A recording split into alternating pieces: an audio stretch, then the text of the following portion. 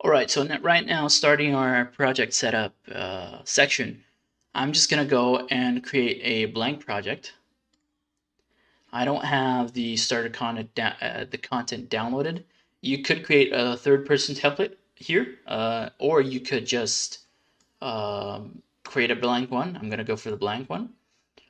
You've got I'm using 4.26 by the way, so you've got all of these different options for quality, for ray tracing, for blueprint or C++.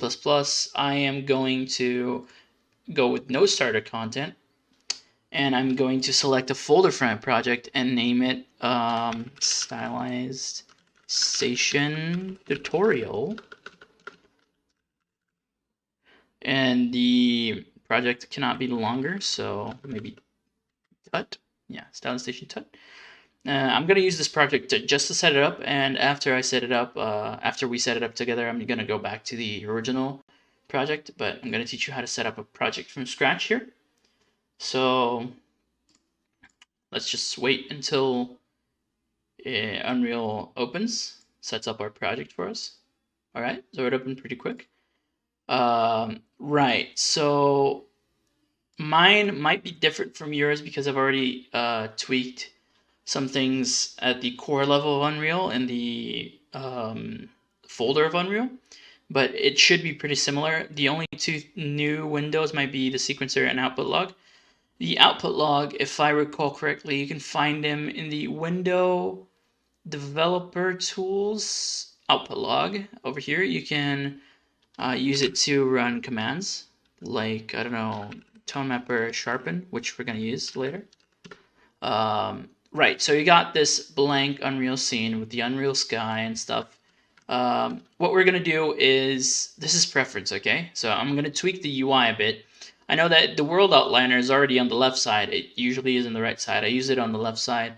The other thing that I do, and you might want to do this if you've used Unreal previously, before 4.26, is you go to the project settings, and it's not the project settings, it's the editor settings, the editor preferences. So you go to window, edit, editor preferences, and then you search for legacy.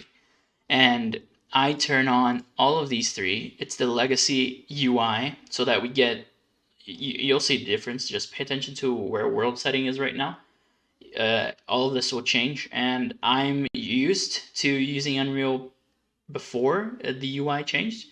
So I'm going to use the legacy UI.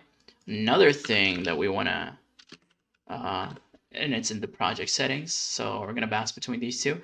Open project settings and search for auto exposure. And we're just going to turn this off and just turn everything off. Yeah. Right. Our scene is fairly different now. You can see because we don't have auto exposure basically adjusts the brightness dynamically based on where our camera is and what it's looking at.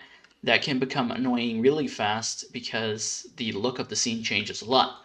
So we just change it. If you want, you could leave it at on, but I don't know. I don't advise you to. So next is project settings probably, and we're gonna search for runtime virtual, or rather just virtual texture. Virtual textures, yes, here it is. And we're gonna enable virtual texture support.